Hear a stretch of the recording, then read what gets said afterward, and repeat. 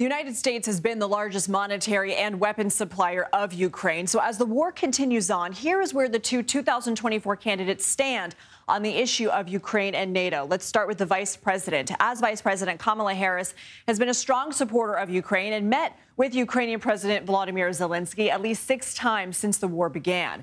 She represented the Biden administration during a recent peace summit of nations supporting Ukraine, along with coordinating a Russian sanctions strategy.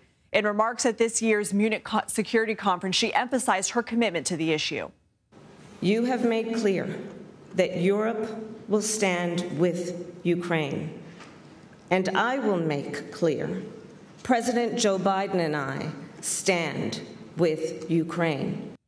Former President Donald Trump is less full-throated in his support of Ukraine. He said Russia's invasion wouldn't have happened if he was president. Trump has frequently complained that the U.S. spends too much on the war in Ukraine and threatened to cut aid. His vice presidential pick, Senator J.D. Vance, made headlines earlier this year when he wrote an op-ed in the New York Times arguing there was no viable way for Ukraine to win the war. Trump's opinions on Zelensky have swung back and forth over his presidency as well as the last few years, as evidenced by the difference in his comments last June and during Monday's interview with Elon Musk. I think Zelensky is maybe the greatest salesman of any politician that's ever lived.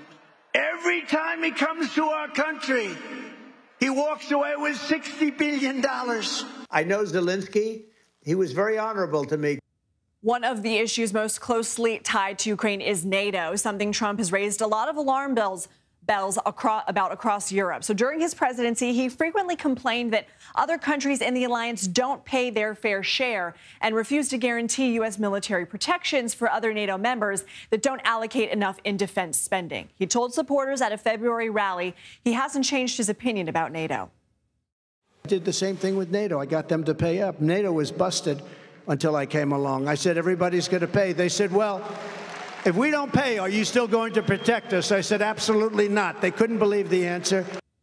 Conversely, Harris has stressed support for NATO multiple times over her vice presidential term. And as recently as February 2024, she reaffirmed that.